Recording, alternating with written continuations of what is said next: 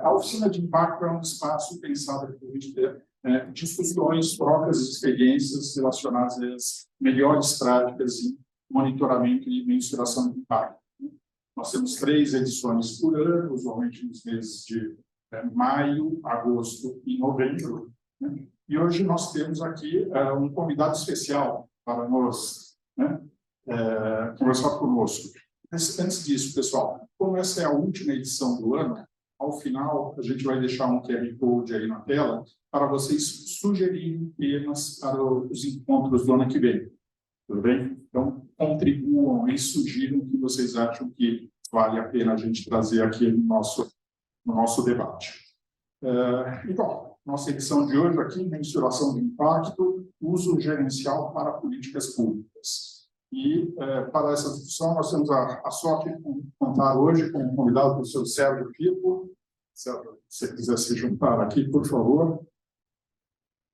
O professor Sérgio, atualmente, é secretário de Monitoramento e Avaliação de Políticas Públicas e Assuntos Econômicos, vinculado ao Ministério do Planejamento e Orçamento. Além disso, ele é professor titular da Cátedra Instituto Unibanco, aqui no INSPER, licenciado, possuindo graduação em Economia pela Unicamp, mestrado em Economia pela PUC-Rio e mestrado em Estatística e PhD em Economia pela Universidade da Califórnia, Berkeley. Foi professor assistente nos departamentos de Economia da Universidade da Colômbia Britânica, da PUC-Rio, e professor associado da Escola de Economia de São Paulo, da Fundação Getúlio Vargas. Sérgio, obrigado por nos brindar com a sua presença hoje aqui. E para conduzir a conversa, nós convidamos aqui a Carolina Mello, professora do INSPER, coordenadora do mestrado profissional em políticas públicas, que está prestigiando aqui o evento, e integrante da equipe técnica do INSPER Matrices.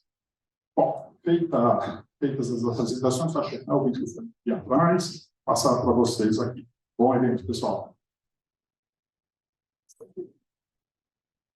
Bom dia, pessoal.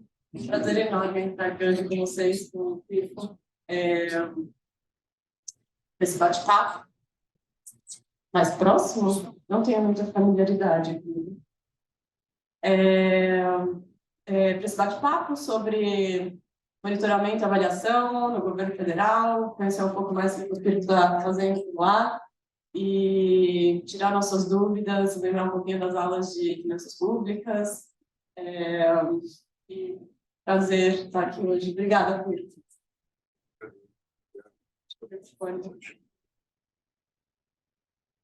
Alô. Eu queria agradecer o convite, geral, Carol, prazer estar aqui, rever tanta gente novamente. E dizer que, por sorte de vocês, hoje eu sou sobre econometria, né, que eu fiz muito no PP e no doutorado aqui. Então, a gente vai falar de coisas tão interessantes quanto a econometria, mas se é que é possível. Mais ou menos. Tem que concordar. Vamos lá, então, para começar o bate-papo. Queria perguntar para o Firpo aqui como que está essa experiência no Ministério de Monitoramento e Avaliação, na Secretaria de Monitoramento e Avaliação de Políticas Públicas. O que é possível fazer por lá e como que vocês estão contribuindo e que mais espaço tem para contribuir para melhorar os gastos públicos, a gestão da dívida pública e... Contar um pouquinho, então, primeiro da estrutura do Ministério. Então, a Secretaria está dentro do Ministério do Planejamento e Orçamento, né? Todos sabem que o Ministério foi recriado, né? 4 anos não houve, né, Ministério do Planejamento, e isso afetou a capacidade, né, de planejar o país, né, e de fazer a integração com o ciclo orçamentário, né? Tinha essa ideia de que seria possível integrar no grande ministério várias peças importantes, né, planejamento, né, orçamento e mesmo avaliação, né, e se descobriu, né, que são uma solução que, por mais que possa parecer uma solução eficiente, ela gera, né, custos, no sentido de que você não consegue, né, de fato, né, ter esses processos caminhando como eles devem caminhar. Então, o Ministério foi recriado e, com recriação do Ministério, surgiu a Secretaria de Monitoramento e Avaliação de Políticas Públicas, e tem a partezinha lá também de assuntos econômicos, né? Mas a Secretaria tem se voltado mais para a parte de monitoramento e avaliação, né, das políticas. Não havia secretaria, mas isso não significa dizer que não havia, né, um grupo que fizesse avaliação das políticas públicas dentro do Executivo Federal. Né? Houve, né, no governo anterior, uma subsecretaria, não tinha secretaria. Lembra que tinha lá o Paulo Guedes, ministro da Economia, tinham várias secretarias especiais. Tinha uma que era a SECAP, que ela só pega duas atribuições, a Secretaria de Avaliação, Planejamento, então para no PI, só que ainda tinha energia e loteria. Né? Isso é interessante, se fosse CECAPEL, uma vez que o nome ia ficar muito feio, só SECAP. Né? Então, a Secretaria tinha ali dentro, né, uma parte que era atribuição da avaliação, e tinha um grupo, o DEAP, né, o departamento, né, que fazia avaliação, e boa parte dos técnicos que trabalham comigo hoje vieram do DEAP. Né? Então, isso é uma coisa importante de falar, né, que esse monitoramento e avaliação começou em 2015, né, no governo Dilma, com uma iniciativa, um grupo de trabalho de avaliação de gastos. E depois foi criado o CEMAP, que é um conselho, na época, Comitê de Monitoramento de Avaliação de Políticas, que depois virou um conselho, em 2019, com um decreto que transformou o grupo, né, nesse conselho que tem, à época, 3 ministérios, tinha na época 3 ministérios, que era a Economia, Civil e CGU, e hoje, né, com o fim do Ministério da Economia, são os Ministérios do Planejamento, Fazenda e o Ministério da Gestão, mais que a Civil e CGU no SEMAP. Então, a experiência de avaliação ela já existe já há algum tempo dentro do governo federal. Né? E é interessante também dizer que ela vem passando, né, por diferentes governos, diferentes perfis. Né? Então, Dilma, Temer, Bolsonaro, Lula. Portanto, significa que tem, né, esse enraizamento, né, uma cultura de avaliação dentro do Executivo Federal. Ainda precisa muito, são raízes ainda bem fininhas, frágilzinhas, precisa, né, solidificar, mas boa parte dessa permanência, né, ao longo do tempo se deve aos técnicos que lá estão. Né, pessoas bem formadas que abraçaram a causa da avaliação das políticas públicas, né, pela razão que hoje a gente, né, tem muito clara, que é a necessidade da gente fazer a avaliação das políticas públicas com finalidade de aperfeiçoamento das políticas, né, impactando, portanto, na qualidade do gasto, na hora que você avalia e você contribui com a avaliação para aprimoramento da política, bem como, portanto, cabe um redesenho da política nesse caso, bem como o que eu digo que é uma mudança de pesos orçamentários. Você imaginar que a qualidade do gasto, né, ela pode ser entendida como uma média ponderada, né, das qualidades das políticas públicas, onde cada peso das políticas públicas é dado pelo peso orçamentário, você consegue aumentar a qualidade do gasto reponderando, colocando mais peso nas políticas que são mais efetivas e prioritárias e menos naquelas que são menos efetivas. Então, essa é uma forma também que é a chamada revisão de gastos, para você ver como é que você consegue reordenar ou recompor o seu portfólio de ações e políticas públicas. Então, acho que essa era, né, a grande essa missão, né, que os técnicos encontraram lá, a partir de 2015, 2016, né, que perpassou esse período todo. Eu acho que o que foi mudando...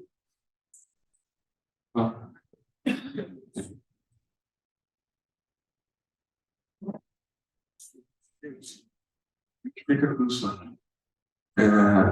Mas o que, né, eu acho que o que mudou ao longo do tempo, e com a criação da Secretaria, né, de Monitoramento e Avaliação, é a forma como as avaliações são feitas e são entendidas, né, dentro do governo federal. Então, fazer avaliação, a gente já tem feito de algum tempo, né, e as universidades têm contribuído para a geração de pessoas capazes de fazer avaliação, compreender os resultados das avaliações já há algum tempo, né? Então, se for pensar, né, nos nossos antigos, né, de curso de monitoramento e avaliação de políticas públicas, eu lembro que eu comecei a dar aula no curso do Itaú Social em 2010, 11, alguma coisa assim. Então, já tem, né, uns 13 anos. Já tinha iniciativas antes, J-Paul depois também começou, e agora que a gente tem, cursos também voltados para isso. Antes, o que tinha era, né, o curso que eu, parecido com o que eu dava na ESO também, né, que são cursos de econometria aplicados para avaliação de políticas públicas. Né? Ali já deve ter feito alguns desses também lá atrás, mas agora está mais específico, né, mais especializado, então a gente sabe fazer as avaliações, conhece as técnicas para fazer avaliação.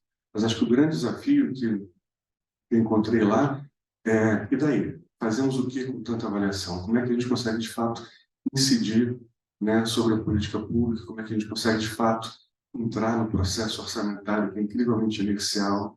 Né? O orçamento deste ano é reflexo do orçamento do ano anterior.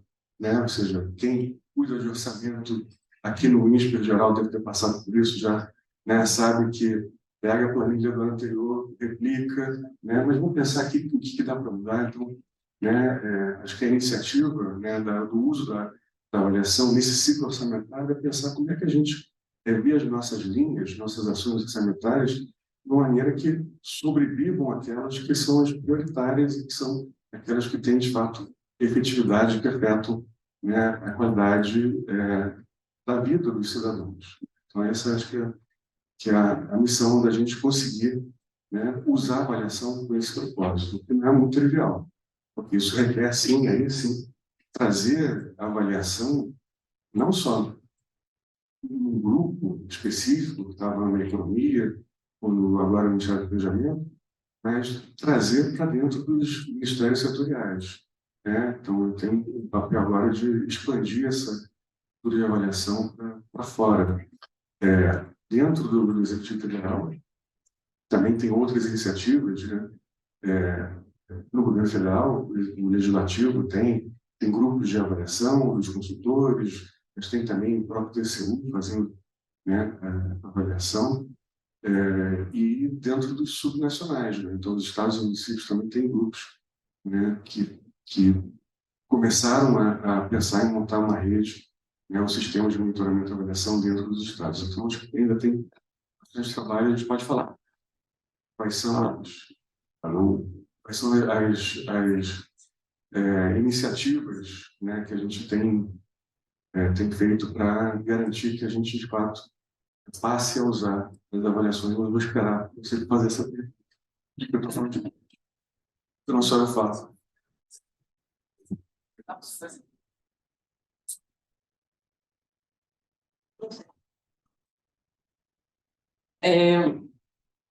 Eu fico me perguntando, e é uma dúvida, Carol, não estava no script, tá, Fer?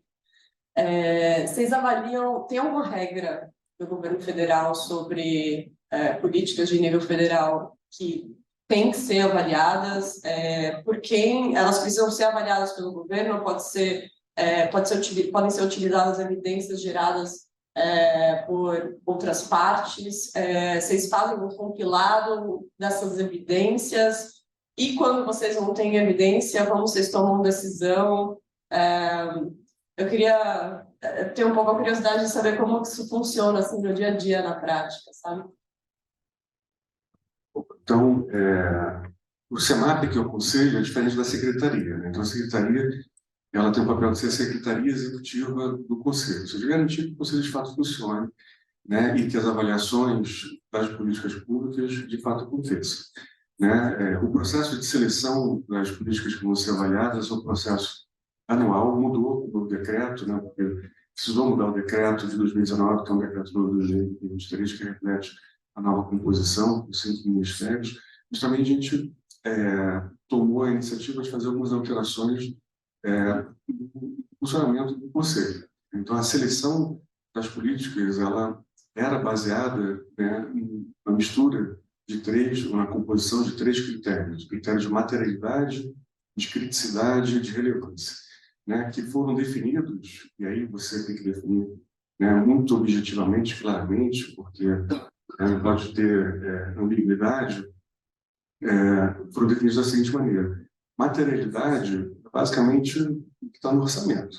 Tem a política pública, sei quanto que de recurso está sendo destinado a essa política pública, isso eu ordeno as políticas conforme esse critério. Criticidade foi definido lá atrás como sendo uma evolução ao longo do tempo do orçamento, ou seja, políticas que têm crescido mais, ou seja, a taxa de crescimento é maior, elas são mais críticas, segundo esse critério. E o outro é de relevância, que tem a ver com a política pública, ela está no PPA, que é o meu plano plurianual, e também fazer parte do discurso presidencial. Então, tem, né, métricas lá para medir se aparece ou não, também na mensagem do presidente que é enviada, né, no projeto do PPA para o Congresso. Então, isso gera, né, esses índices para que a gente possa selecionar as políticas anualmente. Em torno de 15 políticas são selecionadas todo ano. Só com um pouco da mudança que a gente incorporou agora, a mudança, a gente colocou, além desses 3, né, a gente tem agora um critério de transversalidade também, né? Tem a marcação no orçamento, né, que a gente consegue ver que ações estão indo para grupos específicos, então gênero, raça, territorialidade, a gente consegue ver isso agora, um critério relevante para a seleção das políticas. Mas são 15 políticas anualmente selecionadas e elas são divididas em 2 grandes grupos, tá? Então tem gastos diretos, né, Bolsa Família, é um exemplo, né, e os indiretos ou subsídios, né, os famosos subsídios que a gente sabe que estão girando em torno de 6% do PIB em 2022. Essa foi a última conta que foi feita. E é composto por 3 itens, né? Então tem os gastos tributários, as isenções, subvenções, né, que a Receita Federal reporta, né, no demonstrativo de gastos tributários, e tem mais 2 itens que são computados pela Secretaria, que são os benefícios financeiros e creditícios. Os benefícios financeiros são subsídios quando você tem, por exemplo, equalização de taxa de juros. Então, se você empresta a uma taxa de juros menor do que a taxa de mercado, você está dando um subsídio, né, para o tomador. Essa diferença, essa equalização é computada, né, como benefício financeiro. Benefícios creditícios são aqueles que antigamente chamavam de subsídios implícitos. Por exemplo, vou dar um exemplo aqui, você tem lá o Fundo de Amparo ao Trabalhador, o FAT, né, que é usado pelo BNDES, né, como fonte de financiamento para os empréstimos que o BNDES concede.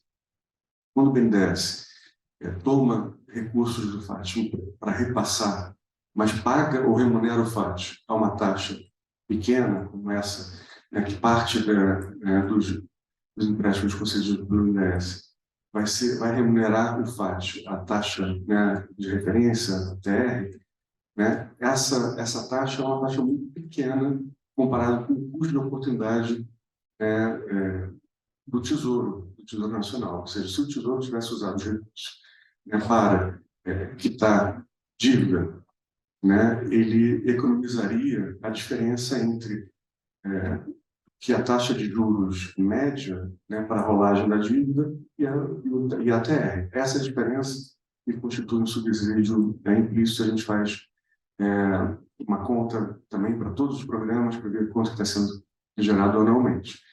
Mas uma vez que você tem, portanto, né, metade em torno de 8 ou 7, né, no IVA, às vezes é 8, às vezes é 7, né, gastos diretos. E a outra metade de subsídios, gastos tributários, benefícios financeiros e creditícios, a gente seleciona a partir desses critérios. Tá? Então, tem critério objetivo, isso é importante, inclusive, para blindar de críticas de que poderia haver razões políticas para seleção ou não seleção de políticas para serem avaliadas. Então, os critérios são objetivos, anualmente vão passando, e a gente volta, né? Uma vez que você passou pelos programas maiores, então Bolsa Família foi avaliado lá atrás, né? A gente não correu um novo algoritmo que vai ser selecionado para ganhar no final deste ano, mas programas que foram avaliados no passado devem provavelmente ser reavaliados agora. Então tem um ciclo, que inclusive a avaliação fica, né, ela caduca. O que você aprendeu com a avaliação talvez você não consiga. Talvez a política tenha mudado tanto, né, que não serve mais. Mas uma vez que você tem essa seleção, eu vou contar um pouquinho do critério, né, como é que é a operacionalização do SEMAP. Tá? Essas políticas são selecionadas, a gente entra em contato com os gestores. Né? Então, entra em contato com os órgãos responsáveis pelas políticas públicas que estão associadas, em geral, aos ministérios que a gente chama de setoriais. Então, tem meio, planejamento, então, Ministério Meio, e setoriais, NDS, Saúde, Educação. Tá? Então, entre em contato com os órgãos gestores para que conversas se iniciem. Né? Antigamente, essa conversa era uma conversa que você manda um ofício, né, e pelo sistema lá, pelo sistema eletrônico de informações, tal do SEI, né, e a pessoa, né, responde, sim, estou notificado. A gente mudou um pouco isso, tá? Deu uma humanizada nesse processo para garantir que haja envolvimento desde o início com o órgão gestor. Tá? Que a gente viu que uma das razões pelas quais as avaliações, e aí o diagnóstico que a gente fez, tá? As avaliações eram pouco utilizadas pelos órgãos gestores, era que eles não viam aquela avaliação como refletindo as políticas que eles tocavam. Tá? Isso tem a ver com esse formato, né, da avaliação. Então, começava com, né, o centro de governo, secretaria, o DEAP, né, mandando um ofício para o Ministério Setorial, né, quase que dizendo, né, assim, esteja pronto para ser avaliado, né, entraremos aí com tudo. Né? E como tem CGU no meio, né, a Controladoria Geral da União, muitos órgãos entendiam aquilo, opa, vou ser auditado.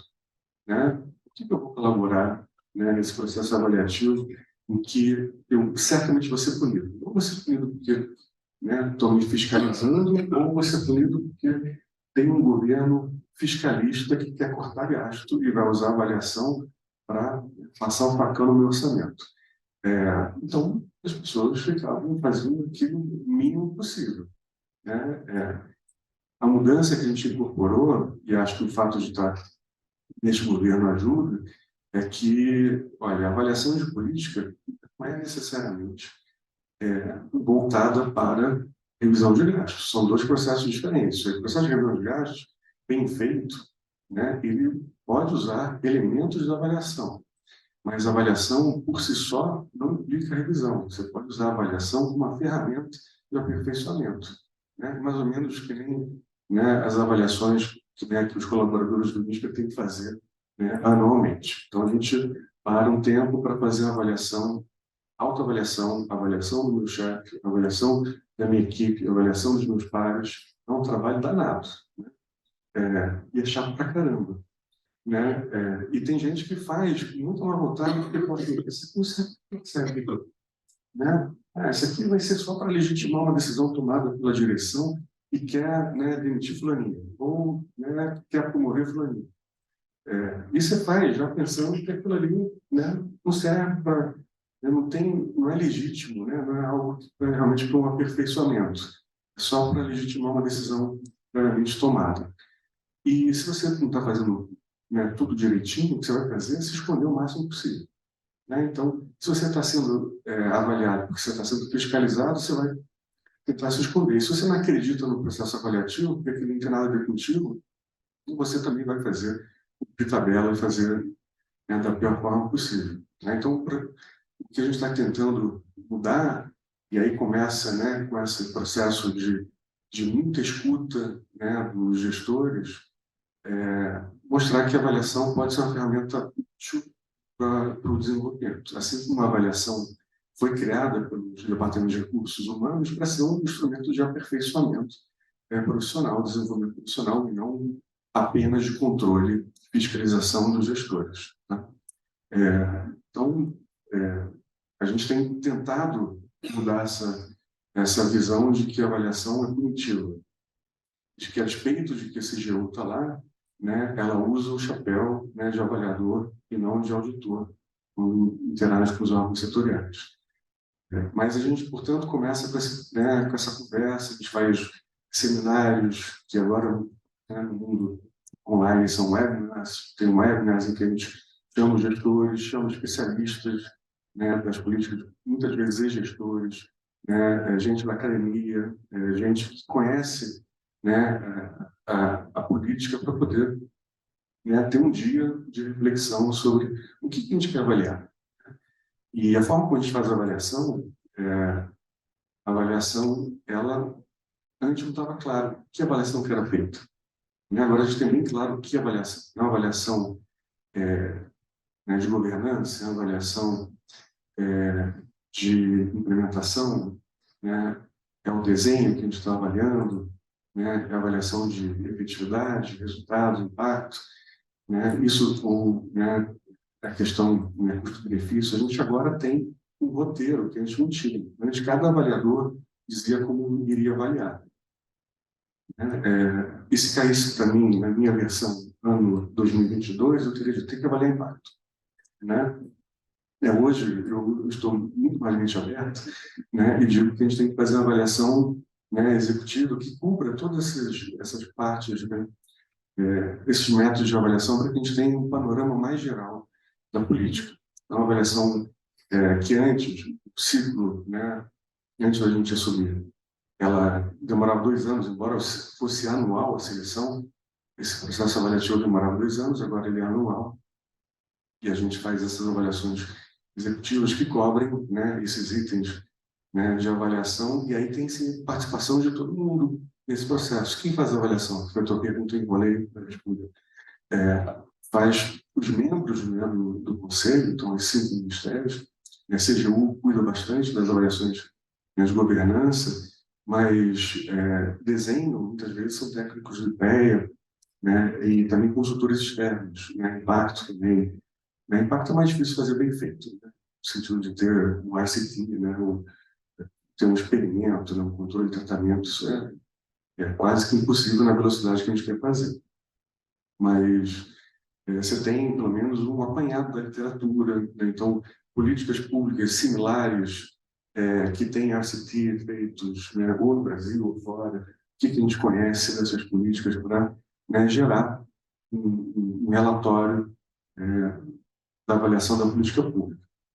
Uma vez que a gente tem esse relatório, a gente, e ao longo do processo, né, a gente conversa muito com os órgãos avaliados, mas uma vez que tem o relatório, volta-se aí também formalmente o órgão gestor para definir uma série de recomendações.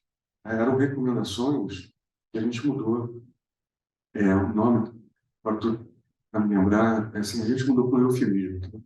Assim, para não parecer que a gente está dizendo faça isso aqui, né? Nós recomendamos que você faça oportunidades de melhoria, outras coisas que a gente sabe, né?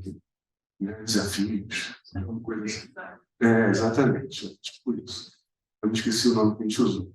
Mas tem não é só pelo eufemismo puro e bobo, não. Tem uma coisa da gente querer mudar, inclusive, a forma como essas recomendações são implementadas. Porque na hora que você diz, ó, recomendo que você faça isso, isso e aquilo, você fica uma lista muito fechada de ações que o gestor deve implementar. Agora a gente tem uma coisa mais aberta, mais geral, para que ele possa pensar quais são as melhores ações que ele deve tomar para responder aquilo que sai dos relatórios de avaliação.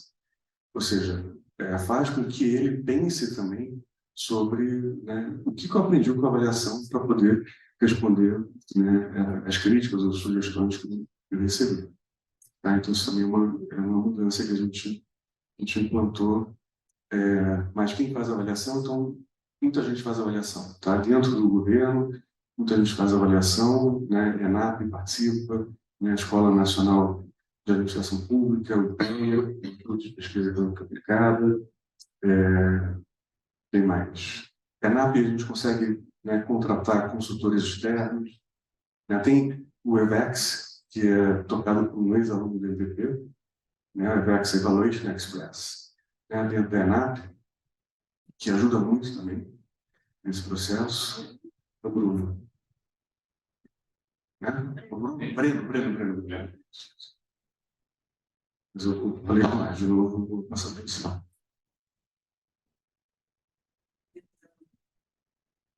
Fiquei pensando aqui, você falou então que são 15 grandes políticas selecionadas, né, para avaliar. Fiquei pensando em quanto do orçamento essas políticas representam, né? Imagino que bastante. E também fiquei pensando nesse critério de transversalidade, se consegue capturar as políticas multissetoriais e as complementaridades entre políticas de diferentes setores e como seria a condução nesse caso. Eu imagino que, apesar de uma política ter um caráter multissetorial, ela é, como é que fala, acolhida em algum setor específico, né? Mas daí na escolha de avaliar ou não e do peso daquela política, os impactos em outros setores também devem ser levados em consideração. Como vocês lidam com isso? A questão da intersetorialidade entrou agora no critério, novo critério de relevância. Tá? Então, se na política... Não, esse é um outro, é o quarto. Tá? Então, você está... A política pública que é gerida por Ministério da Educação, né? Mas que envolve outros ministérios, saúde, né? Por exemplo. Então, fixação de residentes, né, de medicina, né, nos municípios. Isso é um programa que tem uma parceria saúde com educação. Agora não lembro que eu estou, acho que é o MEC. Mas, então, isso é um exemplo. Né? Mas tem diversos outros que são assim. Tem um assunto na agenda política que é mais o assunto do que as políticas em si, que é a grande coisa, né? Então, suponha a primeira infância. Eu imagino que tenham várias políticas que abordem o tema primeira infância em diferentes setores. Suponho que o governo queira priorizar a primeira infância e você tem lá só 15 políticas para escolher como um grande peso, só que é um grande tema, talvez com políticas pequenininhas. Como que vocês lidam com esse tipo de coisa? Excelente pergunta. Mas se fosse só pelo critério de materialidade, não pegaria. Né? Por isso que tem esses outros pontos também. Né? E isso entra nesse critério no critério de relevância. Tá? Então, muitas dessas políticas são prioritárias porque elas aparecem, né, no PPA, no Plano Plurianual. Então, você consegue também definir o que é prioritário, e a partir dali isso entra nesse indicador. Se for só materialidade, né, no orçamento, né, isso mudaria. Então, por isso que é importante você ter esses critérios adicionais. E a tua pergunta que eu não respondi anteriormente, quanto do orçamento que já foi avaliado, pegaram os 3 primeiros anos, do 19, 20, 21, tá, foram avaliados só ali, né, com 45 políticas, equivalente a R$ 1 trilhão. Tá? Programa muito grande, né, Bolsa Família, né, não era tão grande quanto é agora, né, mas isso fez com que esse número fosse grande, e lembrando que na hora para subsídios, né, tem 600 milhões, né, de subsídios anualmente nesses gastos tributários, benefícios financeiros e creditícios. Com essa forma que vocês estão implementando de fazer uma avaliação todo ano, pelo que eu entendi, vocês conseguem tomar decisões mais rápidas, né, dentro de um mandato, de um ano para o outro, ainda que acho que a maior parte delas de aprimoramento das políticas públicas, né, e não medidas drásticas de descontinuar uma grande política importante, um tema importante. Você acha que as pessoas conseguem sentir no dia a dia o impacto dessas decisões tomadas de um ano para o outro, informadas por essas avaliações, assim? Boa. Não, sim, informadas pelas avaliações, não. Acho que esse é um processo mais lento, até mesmo de convencimento da sociedade. Então, outra coisa que a gente descobriu chegando lá, na verdade, né, se eu fosse mais atento, eu teria descoberto antes de chegar lá, que essas avaliações do CEMAP, elas já existem, né, há um tempão, mas ninguém sabe ou sabia, eu não sabia direito, sabia que existia CEMAP, né, mas não sabia que tinha um monte de avaliação publicada com as recomendações, estavam todos lá, né, numa pasta, né, só clicar e pegar. E eu não sabia, tá? Que fala muito sobre, talvez sobre mim, ou sobre, né, a minha preguiça, ou sobre o quão escondidinho estavam esses relatórios de avaliação. E estavam escondidinhos, né? Aquela coisa, né, é um novo jeito de você engavetar, você coloca no link que ninguém clica. Então, é assim que estavam essas avaliações. Então, uma coisa que a gente fez foi ter vamos começar a disseminar o que já existe de avaliação. E aí a gente pegou as avaliações, o pessoal que estava lá já tinha feito o esforço de gerar uns boletins, a gente achou que os boletins tinham oportunidade de melhoria, né? E a gente reescreveu, né, esses boletins e, né, ou pegou as avaliações e transformou, né, em informes que são, né, uma folha, frente e verso, que são visualmente muito interessantes, tá? Então, são coloridos, né, tem gráficos, na parte da frente, né, letras grandes, então, ou seja, você, né, não está com muita paciência, você lê 2 parágrafos, vê as figurinhas e pronto, né, já sabe mais ou menos do que se trata o assunto. Se eu tiver mais 3 minutos, você vira a página, você vê mais detalhes, né, mas também um monte de gráfico, tabela, né, uma coisa que é fácil, pouca tabela chata, é mais figurinha mesmo, né, e reescritos por pessoas que entendem o assunto, né, então, reescritos por jornalistas com formação para fazer esse trabalho. Fica a dica. A gente está precisando de gente para fazer isso, né, mas, né, é difícil. Então, a gente já fez algumas, né, essa sessão que a gente chama informalmente dos coloridinhos, que são todos, né, cada política tem uma cor diferente, né, tem o azul, piscina, né, sempre uma cor com substantivo do lado, gente.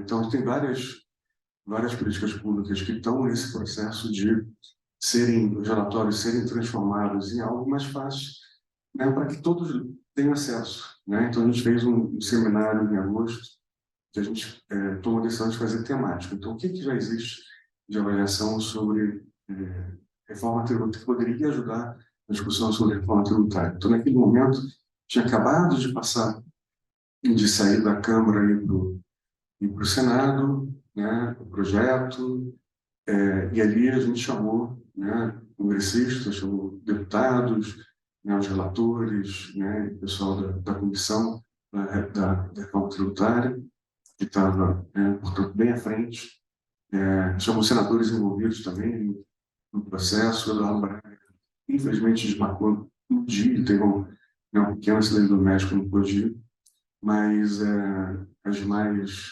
pessoas estiveram lá, então a gente chamou, né, congressistas para que eles pudessem falar sobre aquilo ali que a gente estava apresentando, né, mas também chamou as pessoas que prepararam, né, relatórios. A gente tinha 2 relatórios, né, que a gente apresentou, um sobre desoneração dos itens da cesta básica, feito pelo pessoal de PEA, que olha, né, qual que o impacto que a política tem sobre, por exemplo, acesso né, a alimentos, né? Ela é uma política que reduz a insegurança alimentar, né? Quais são os custos dessa política e os benefícios, né?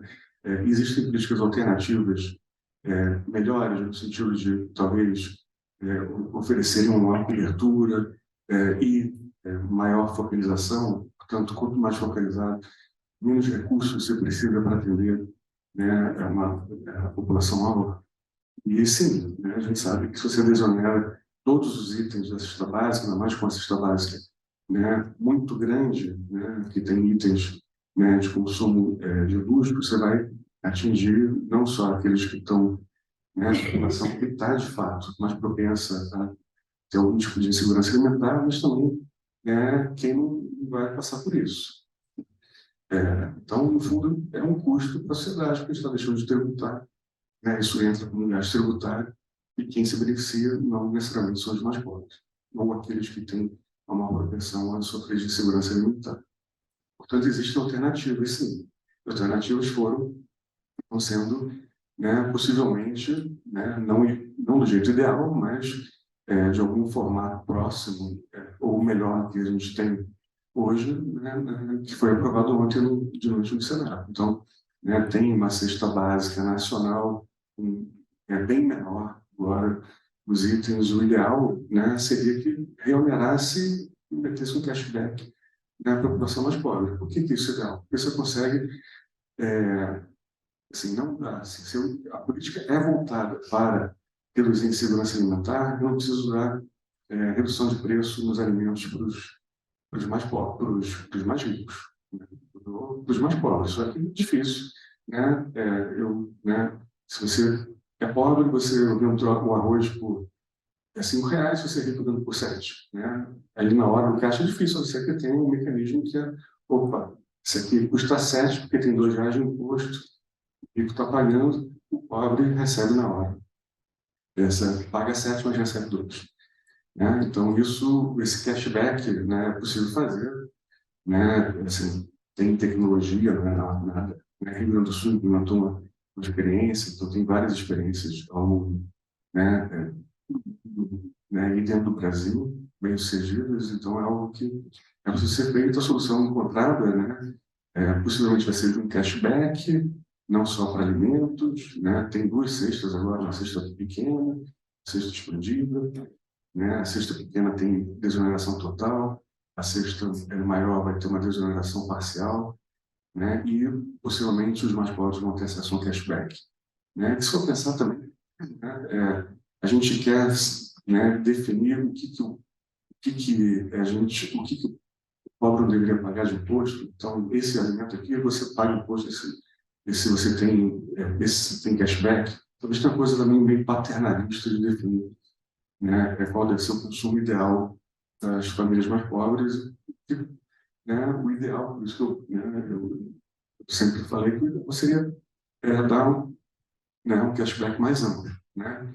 Com inovador, o cashback não tem muita inovação, como eu falei, existem experiências em outros países, e ao mesmo tempo, se for pensar o que a gente faz, né, conosco, o que o país faz conosco, né, em termos de cashback, já existe cashback para nós. Meu filho, ele estudou em escola particular, e eu recebia, né, restituição, né, no imposto de renda por conta disso. Ou seja, eu tinha a opção de colocar na escola pública, mas eu queria colocar na escola particular, e o governo me pagava, né, uma parte disso. A mesma coisa com despesas com saúde. Né? Planos, né, de saúde, a gente tem cashback. Então, tem cashback para rico, né, que é a despesa com saúde e educação privados, né? Mas o pobre não tem, né? O pobre está usando o serviço público com, né, qualidade inferior. Espero que a gente mude isso, espero que as avaliações ajudem, né, a aumentar a qualidade do gasto, mas não tem cashback nenhum. Então, eu estou mudando, estou aqui entrando num assunto mais específico, então de pouco interesse, né, de todos, mas é só, acho que interesse nacional, mas menos voltado à temática, mas só para dizer que a gente entrou nessa discussão ali que era muito apropriada, né? Ele falou também sobre o outro, que era sobre medicamentos também, isso eu não vou entrar, só falar que a gente fez isso também. E a próxima, agora convido a todos, né, para o próximo seminário, né, de apresentação de coloridinhos, em que a gente vai fazer sobre pauta ambiental, né? E aí é um seminário não só da SMS, né, Secretaria de Monitoramento e Avaliação, mas também com o CEPLAN, que é a Secretaria de Planejamento, dentro do Ministério do Planejamento e Orçamento, e a Secretaria de Mudança Climática do Ministério do Meio Ambiente. Então, a gente está organizando um dia inteiro. É um evento que vai ser transmitido online, para quem puder ir, vai ser em Brasília, no auditório lá do Ministério do Meio Ambiente, dia 23 de novembro, daqui a pouco tempo. Mas eu enrolei demais e nem lembro qual era essa pergunta, não sei se eu respondi, mas eu tenho mais coisas para falar aqui, se eu tiver estudado, não der tempo, eu falo mais. Sim, saiu, Jorge, temos orientação daqui e a gente pega Tá. Tá bom, eu tinha uma última pergunta rápida, pode ser?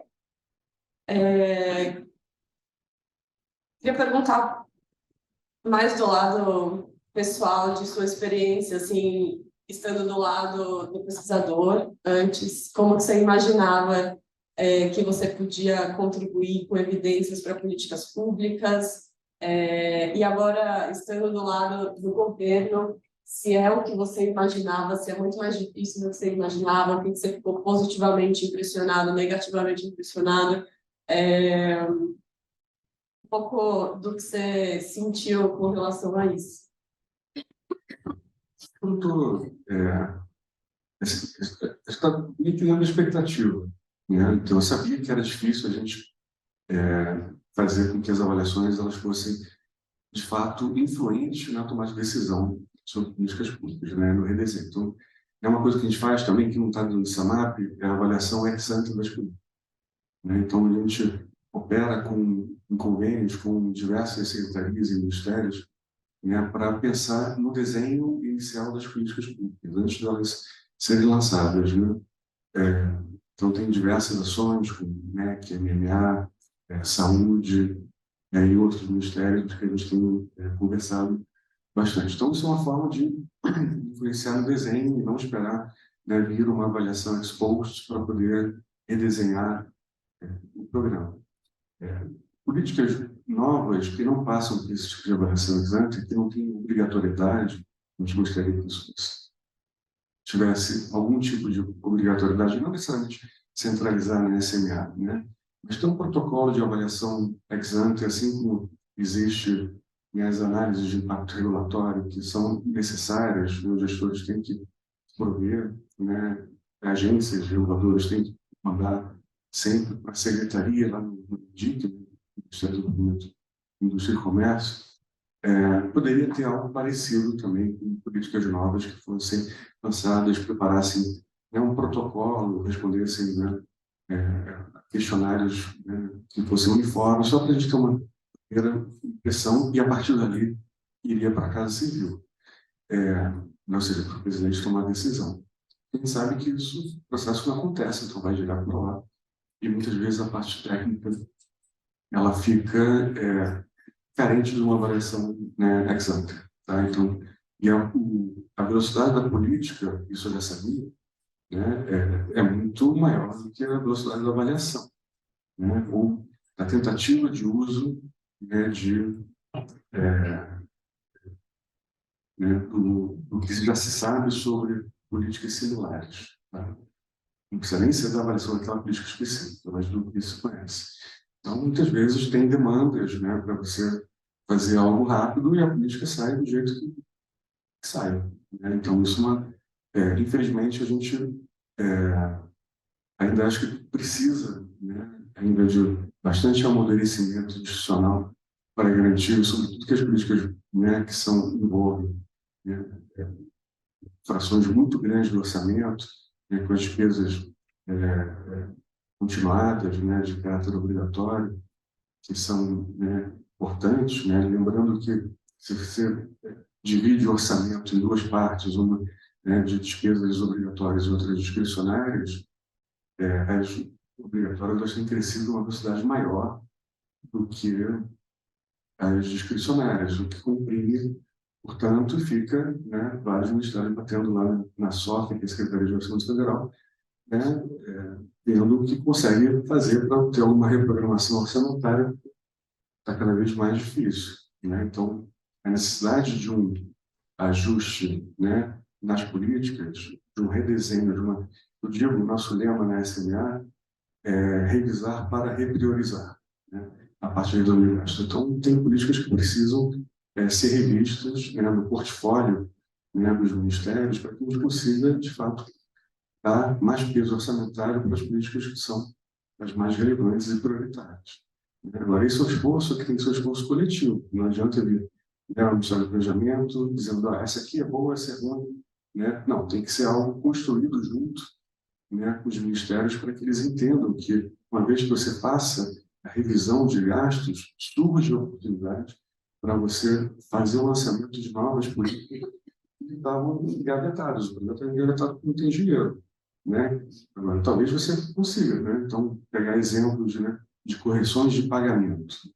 Então, né, a MDS fez um tremendo e belo esforço, né, de correção de pagamento do cadastro único. Né? Então, a revisão do cadastro único, vendo o que era de fato, né, a família unipessoal, o que não é, né, outros incentivos que foram criados para, né, divisão de famílias, né, para que você tivesse acesso, né, a mais um benefício maior. Né? Então, artificialmente se separa a família, né, que é uma fraude, né, para que você tenha um benefício maior. Então, esse combate, né, esse tipo de problema que é erro cadastral tem sido feito, e muito bem feito, mas também tem espaço em outras políticas. Então, se for pensar os benefícios previdenciários, que, né, são, né, giro na ordem de 1 trilhão de reais, tem ali também algum espaço para que seja feita correção cadastral, portanto, correção dos pagamentos de benefícios, que são despesas obrigatórias. Para que, uma vez que você consiga fazer, né, algum tipo de revisão, até mesmo, né, então aqui eu estou falando uma coisa bem operacional, né, bate a fraude, ver como é que você, né, consegue, na tua operação, ter uma política mais bem desenhada, né, que opere melhor. Isso gera espaço para você fazer outras coisas. Então, essa é uma parte que é super importante ter, e isso só consegue fazer se estiver alinhado com os ministérios setoriais. Se for muito top-down, né, de cima para baixo, centro de governo dizendo faça isso, faça aquilo, né, não vai rolar. Se vai, ou vai rolar, né, e possivelmente cabeças vão rolar, possivelmente secretários que cheguem e falam, você faça isso, faça aquilo. E eu estou gostando do Brasil, não tenho vontade de sair tão cedo, né, de lá. O INSPER, eu sei que, né, são 2 anos, até o final do ano que vem, né, meu acordo com o INSPER, mas é renovável por mais 2 anos. Mas então tem que ter muito cuidado para que a gente consiga, de fato, tentar essas mudanças. Ele está gostando de Brasília, a gente está sentindo falta do nosso professor de economia. Vamos pegar as perguntas do Jorge online. Tudo bem? A gente também está transmitindo o evento online, tá? Então, a gente tem uma pergunta do professor Sérgio Lazzarini, que está lá acompanhando a gente lá do Canadá. Tá? Primeiro, ele pediu para agradecer pela ótima apresentação e parabenizá-lo pelo trabalho. E aí a pergunta dele vai no sentido de que a sua área está ligada ao executivo e pode informar políticas engendradas pelo executivo. Mas muitas vezes as políticas advêm de leis ou estão até previstas na Constituição. Ele pergunta como que é o diálogo de vocês com o legislativo. Sim, as políticas são, né, muitas vezes, não são geradas, não criadas por atos infralegais, são criadas por leis várias vezes, mas tem ali a designação de quem é o pai ou a mãe da política. Né? Às vezes, né, tem os filhos órfãos ali, sobretudo subsídios, né?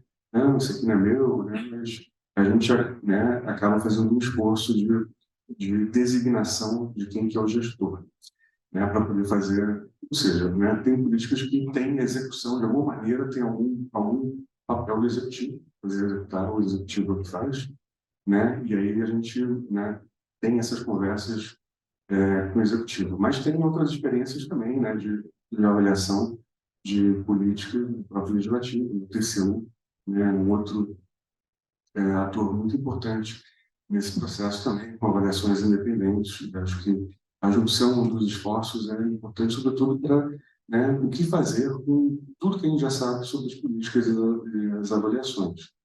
Então, acho que esse é esse ponto importante. Tem a questão da disseminação, né, que gera accountability, pressão social para que mudanças sejam feitas, né, e, portanto, em um ambiente mais favorável para que muitas vezes decisões difíceis sejam tomadas, né, mas isso não é feito apenas com as avaliações de cenário, senão 15 políticas por ano não dá tempo, não dá para cobrir todo o orçamento, né, como a Carol falou, tem diversas políticas pequenas que precisam, que muitas vezes são muito importantes, né, elas estão, né, sem aquela política nada funciona. Então, tem uma série de coisas que, se a gente tivesse mais tempo, eu entraria, né, em detalhes que tem a ver com definição de política pública. Né? O que né, não está escrito em nenhum canto com a definição da política pública. Né? Então, existem, né, os programas, né, do PPA, existem as ações orçamentárias, mas a definição de política pública não é clara. Então, o que a gente faz, nosso procedimento é pegar as ações orçamentárias, ligar ao PPA e sobre o procedimento emitido. Tá? E ali definir uma política pública. Mas o interessante é que tinha política pública que tinha ação orçamentária que você podia vincular uma política pública a outra. Uma política pública que tem várias ações orçamentárias, então não é uma relação objetiva, né? Um para um. Então valia tudo ali. Agora a gente está meio que organizando isso, partindo dos programas do PPA, definindo uma política pública, tem um esforço também do IPEA, né? Tem um catálogo de políticas públicas, tem um catálogo online, né, que está sempre sendo alimentado, porque não é uma política pública descoberta, não. Isso aqui é uma política pública. Então, até mesmo isso não está definido e gera um esforço nosso de definição. Vamos ali para avaliação. A gente espera, né, está trabalhando nisso, né, para que a avaliação se torne, voltando ao ponto do Lazarini, que, aliás, que nos ouve, quero, né, mandar um abraço, grande amigo, dizer que a gente está num esforço de transformar a avaliação em algo que seja previsto em lei. Então, tem lá umas coisas, né, que já existe, né? Tem uma emenda condicional que colocou que tem que se fazer avaliação, mas isso ficou dependendo de lei complementar, né, que ainda não saiu. Então, a lei complementar que a gente quer que em algum momento, nos próximos meses, apareça, né, ela envolve, já existem alguns projetos de lei, tá? Então, existem, não vou entrar aqui no mérito delas, tem várias que são boas, outras que precisam, né, de ajustes, né, umas que estão engavetadas, outras que estão tramitando, mas esses projetos de lei que garantam, né, o funcionamento sistemático do Senado. Portanto, seja apenas decreto do presidente. Então, o presidente ele pode falar, não quero mais Senado, cansei disso. Mas se for lei, aí fica mais difícil, né? Tem que envolver mais gente para dizer que não quer. Tá? Então, acho importante que a gente consiga, até para dar mais segurança jurídica, garantir que esse ciclo, esse processo avaliativo ele esteja em lei. Outra coisa, eu sei que o Gel está melhorando, porque, né, talvez o nosso tempo esteja chegando ao fim, tem mais perguntas que o Jorge vai fazer, aqui também, fica à vontade. Eu falo muito, tá? Eu não era assim, tá? Eu falava bem pouco, né?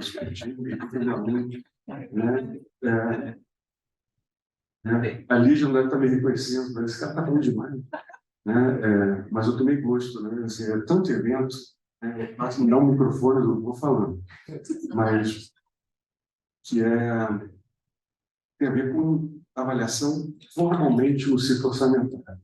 Então, não é por acaso que monitoramento e avaliação está no planejamento e orçamento. A brincadeira que eu faço é que tinha que ser, na verdade, iniciar o planejamento, orçamento e avaliação.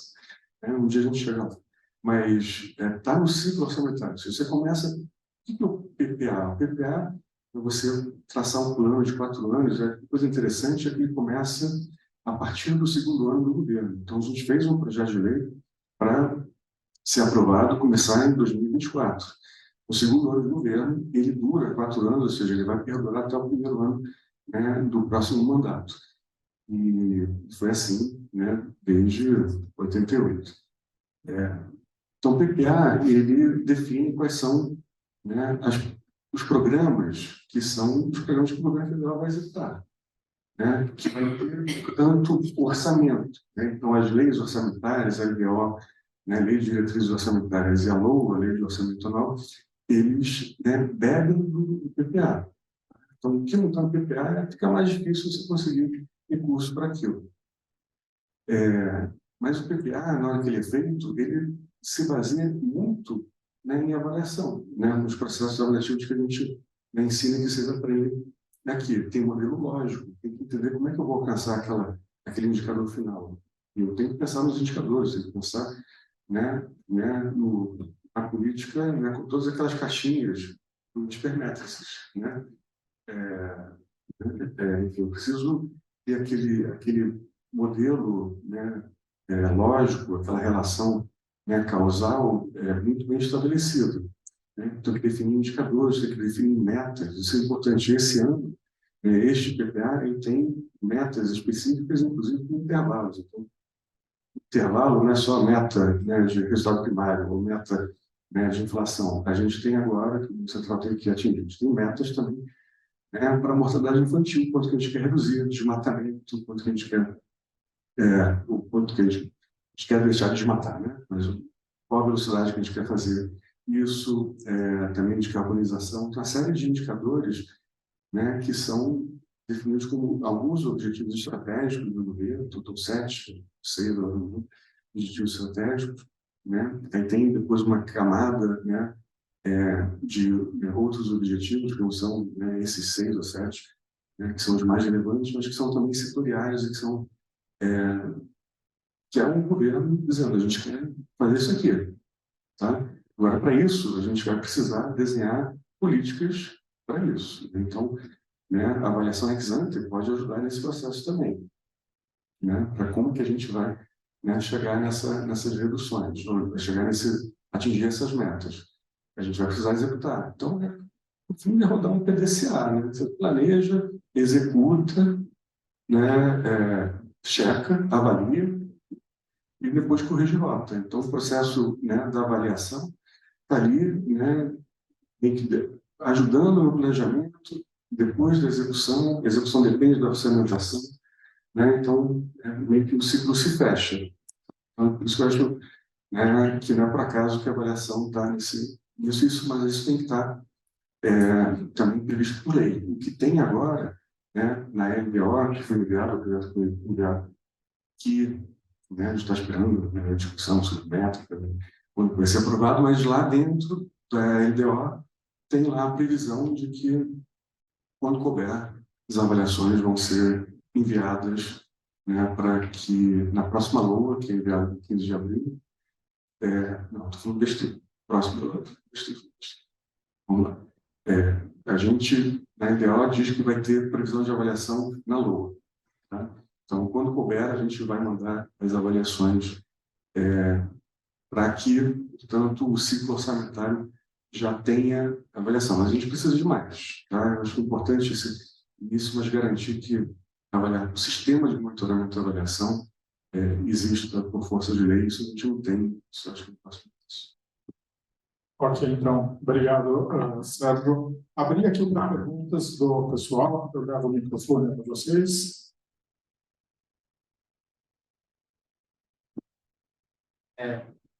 Obrigado, Filipe, pela apresentação. São 2 perguntas, mas são objetivas. Então, a primeira que eu queria saber, você falou que você, em 2022, pensava muito numa avaliação de impacto. Então, pensando no lado do avaliador ou da avaliadora, quais são 2 ou 3 características, habilidades que são relevantes para uma boa avaliação? Programar bem, ou expor bem os resultados, ou fazer uma boa revisão de literatura. E a segunda é também 2 ou 3 temas que você considera relevantes para o governo federal agora. Temas de pesquisa ou lacunas que vocês acham que faltam pesquisa para o governo federal, para a Secretaria de Avaliação de Política. Você quer que eu retome mais perguntas? Então, assim, acho que essas habilidades, competências que você descreveu, elas são assim, bem importantes para quem faz a avaliação, mas também para quem consome. Né? Não preciso ser um mega programador se eu quero só consumir, mas eu preciso, talvez, entender como é que o cara chegou naqueles resultados. Aí entender um pouquinho, né, do método, da econometria, mas algumas vezes vai querer ver do file dele também, né? Da pessoa que... Óbvio que esse é um nível de, né, refinamento que quem está na ponta lendo um relatório de avaliação não precisa ter.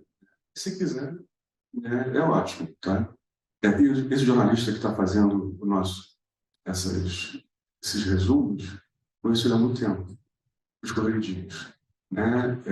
E ele, eu lembro, na primeira interação, ele, não, mas isso aqui, esses resultados aqui que vocês estão trazendo da PNAD, eu rodei aqui, né, usei também a PNAD, os microdados, o cara usava os microdados da PNAD, eu usava a Stata, né, para meio que confrontar se aquilo que a gente estava fazendo estava certo ou não. Tá? Ele falou, eu encontrei com ele há pouco tempo, falou que não tem mais tempo para programar, mas adoro fazer isso. Né? Então, óbvio que você não precisa ser, né, ter todas essas habilidades e competências, mas assim, um pouco de tudo, você saber fazer revisão de literatura, né? Você pode, não, hoje o inteligência artificial faz para mim. Errado, né? Você vai te dar um monte de referência que não existe, né? Vai criar. Mas acho que você... e é difícil também você falar assim, vou ser avaliador de qualquer coisa. Você não vai conhecer a literatura de nada. Você vai conhecer um pouquinho, né, de cada coisa, mas não vai ter tempo, não vai ter fôlego. Então, você vai ter que emparelhar com alguém que conheça. Tá? Então, a boa revisão de literatura requer um esforço de aprofundamento naquela literatura específica. Né? Programação é importante, acho que comunicação também né? Você conseguir pensar na melhor forma. Isso, né, isso vem com experiência. Então, você vê o PB, né, o professor que foi meu orientador de mestrado, o PB é super craque nisso. Ele eu digo que era o Steve Jobs da academia, né? O Steve Jobs era secado com a coisa, né, da apresentação, do detalhe, né, visual, e o PB tem isso. Né? Você vai ver que as cores que ele usa nos gráficos, né, não tem aresta, tudo meio que redondo, tá? Tá os quadrados, né? Não tem Minecraft, né? Isso é tudo pensado, tudo um processo, né, que ele, né, de experiência, né, que foi vendo a melhor forma de comunicar. E ele gastou muito tempo pensando como é que, a partir dos números gerados, eu vou pensar num gráfico que vai fazer o ponto que eu quero fazer, né, e que todo mundo vai entender. Tá? Então, isso é importante também. Você fez outra pergunta, né? Sobre termos de pesquisa. Termos de pesquisa. Eu acho que, assim, demografia, né, envelhecimento populacional, economia de cuidados, acho que tem muito pouca gente olhando literacia, letramento digital e envelhecimento da população. Acho que são assuntos super importantes. A gente quer migrar para um governo digital inclusivo, a gente precisa fazer um esforço anterior para garantir que as pessoas consigam entrar no meu INSS com 70 anos de idade, né, sem a ajuda de um advogado previdenciário. O que não existe mais. Né? A maior parte das pessoas, quando vai entrar com um pedido, né, de benefício previdenciário, só entra com a ajuda do advogado. Né? Por quê? Porque ficou relativamente difícil. Né? Assim, a falta de uma interação humana, né, que você vai na agência, né, pode ter afetado. Né? Então, são esforços de você garantir, né, ao mesmo tempo você conseguir reduzir custos, normalmente. Então, tem vantagem, mas tem, né, desvantagem. Se você fazer isso na velocidade, né, exagerada, como feito, né, no governo anterior, pode gerar exclusão. Tá? Então, a questão é como é que você consegue reduzir custos, mas sem, né, afetar a população mais vulnerável. Está dependendo, né, daquele benefício, vai demorar 2, 3 meses, porque entrou primeiro, né, no app, não deu certo, ficou, só pode entrar depois de 45 dias, sei lá. né, é uma dureza, o cara vai cair na mão de agiota, vai precisar do dinheiro. Então, como é que você pensa em políticas públicas que garantam a inclusão cada vez mais digital, que boa parte da população, né, não teve acesso, né, quando precisava ter tido, né, para poder chegar, né, envelhecida com capacidade de usar esses recursos.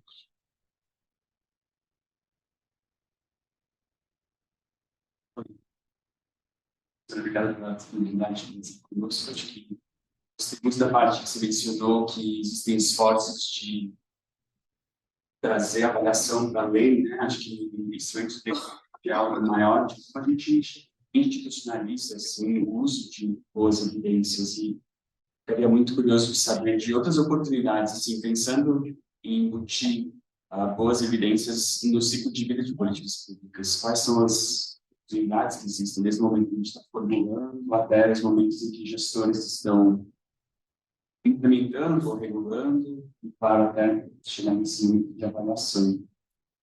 Eu acho que isso é só uma consideração sobre o valor de embutir as boas evidências no ciclo.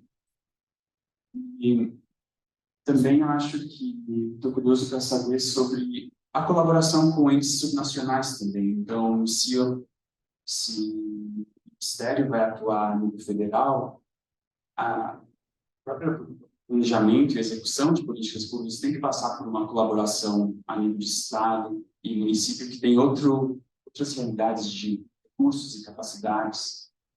Então, como tem sido essa colaboração? De que maneira acontece? Existe algum esforço de indução, assim, esse esforço de avaliação também para os entes subnacionais? Boa.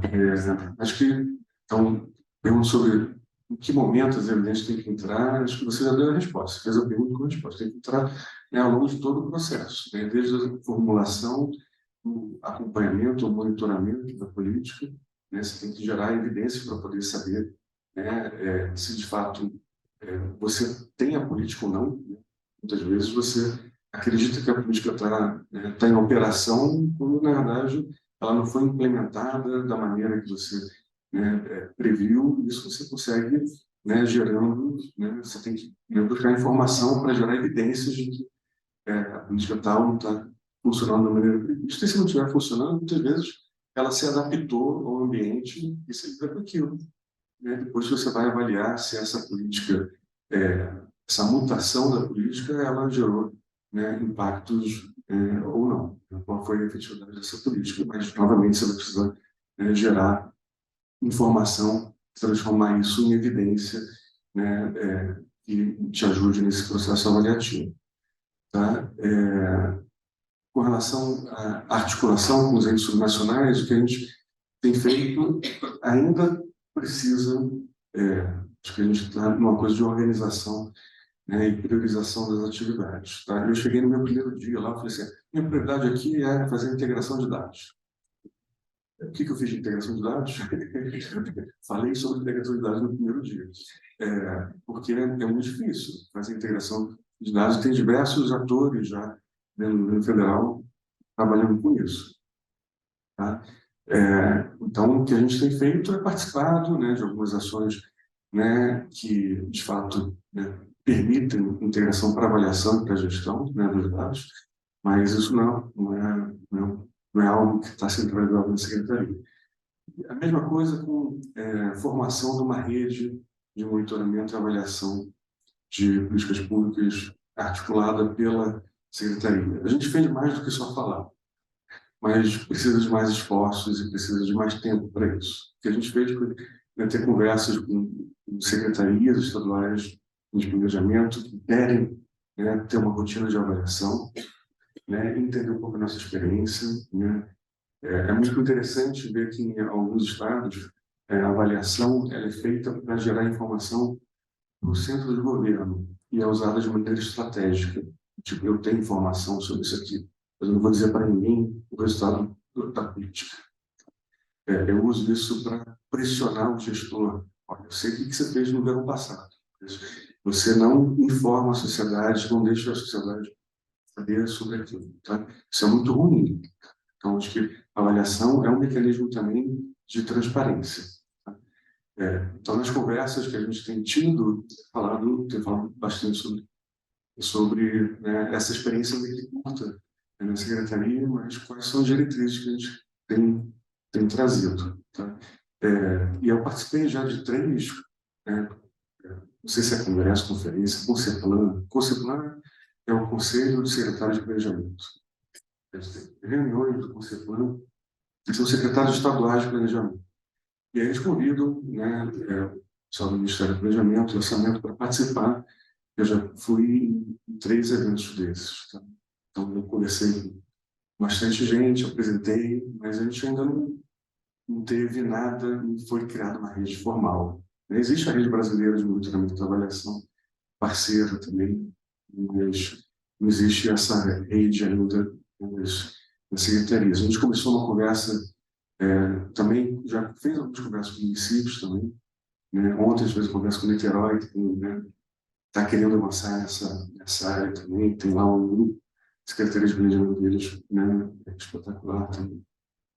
Mas, enfim, são ainda experiências isoladas, acho que demora até porque eles sabem que para fazer a avaliação em um município pequeno, lembra que 75% dos municípios têm menos de 20 mil habitantes. Fazer a avaliação no nível municipal é impossível, não vai dar. Perfeito, então, Sérgio, nós começamos com um pouquinho de atraso, mas agora já estouramos o tempo. A gente pode direcionar depois as perguntas para o Sérgio, mas eu queria ver se você quer colocar alguma consideração final, Carol também. Não, fiquei muito curioso com a sua pergunta.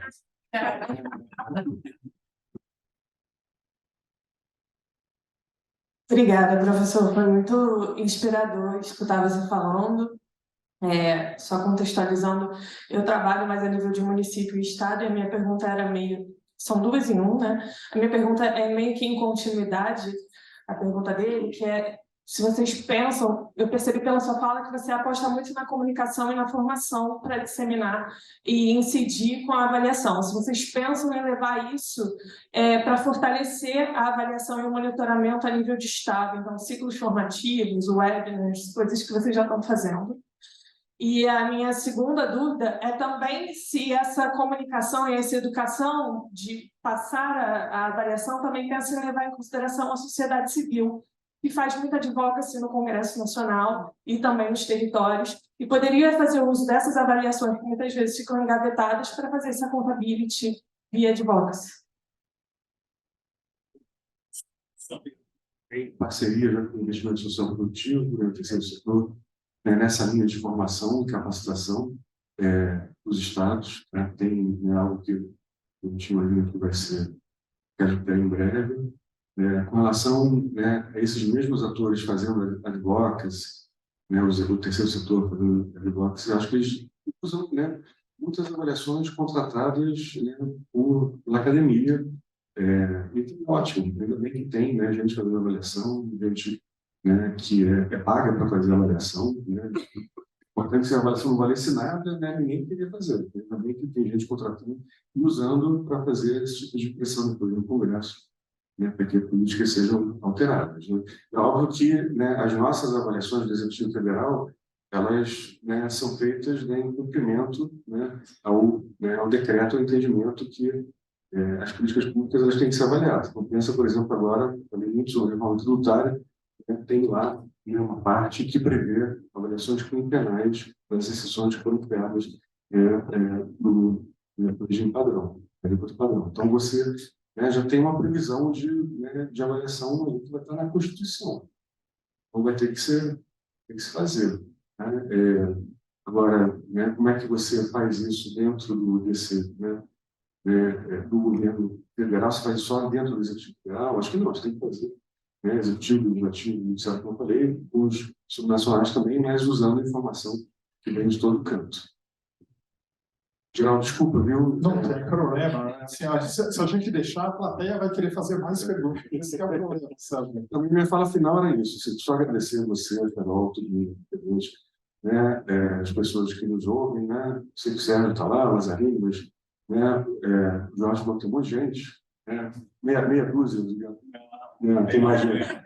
Aqui o pessoal que nos ouve, então agradecer a presença de todos e todas e dizer que é um prazer estar aqui, né? Perfeito. Em nome do Método, eu agradeço a sua presença e uma salva de palmas.